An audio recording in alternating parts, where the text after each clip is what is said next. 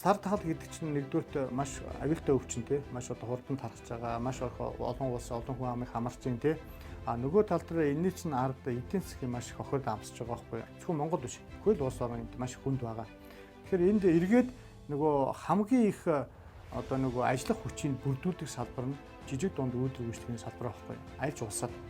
Тэгэхээр энэ салбар нь өөрөө нийт хүн амынхын 70-аас 80%, зарим газар бол одоо Австрали эдэрт бол 98% нь одоо бүрдүүлж байгаа шүү.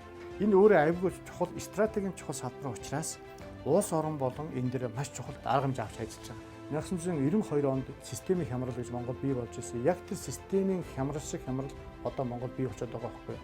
А дэлхийн 2 дугаар дайны дараа маш том хямрал болсон. Энэ одоо дэлхийн 2 дугаар дайны үеийн хямралаас даруй 2.5 пунктээр доош унцаад байгаа. Тэгэхээр дэлхийн өөрөө маш том эдийн засгийн хямрал амсцсан байна. Монгол улс бас 92 оны тэр системийн хямрал шиг хямралыг амсчаад байгаа учраас энээс гарахын тулд монголчууд бид төр засалтайгаа нийж маш их нягт бие биенийгээ дэмжсэн тийм цул бодлоготой байж иж бид энэ эдийн засгийн хямралыг давж гарна. Маш хурдан хугацаанд давж гарахын тулд бид нар маш их ажиллах хэрэгтэй, маш их зүтгэх хэрэгтэй, маш их одоо боломжуудыг энэ жид дунд үйлдвэр үйлчлэгийг олох хэрэгтэй. Яагаад олох хэрэгтэй хүний цааш маш хэмжээний ажлын байрыг бий болгож өгдөг стратегийн чухал салбар учраас стратегийн чухал салбараа бид хамгийн түрүүнд дэмжиж энэ олон хүнийг ажилдаа орлоготой байлгаж чадна. Ажилдаа орлоготой хүн чинь арх уугаад гадуур тэнээд хэрэг зөрчил гаргаад байхгүй тийм. Тийм учраас хүн ажилдаа л байх хэрэгтэй. Сар тахлын энэ саяны үеийн хугацаанд бол маш сонин гэмт хэрэгүүд маш их архитал эдгээр бий болж байгаа шүү дээ. Нийгэмд ийм сөрөг үзэгдэл маш ихээр бий болж байгаа байхгүй.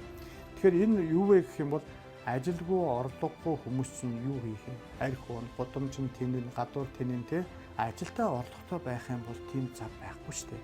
Тэгэхин тулд энэ жижиг дунд үйлдвэр үйлчлэгээ баялаг бүтээгчдийг дэмжих ёстой. Энэ хүмүүс чинь өөрсдөө маш их хэмжээний ажлын байрыг бий болгодог салбар байхгүй юу? 800 мянгаас сая 200 мянган ажлын байрыг бий болгодог ийм чухал салбараа. Тийм учраас энэ салбар чинь маш их хүмүүс ажилгүй болоод одоо ингээд гудамжинд гараал байх тусам нийгэмд архитект улам ихсэн, нийгэмд замбрааг байдал улам ихсэн. Тэгэхээр энэ өөрөө стратегийн маш чухал салбар байхгүй юу? Мөнх улс орнд.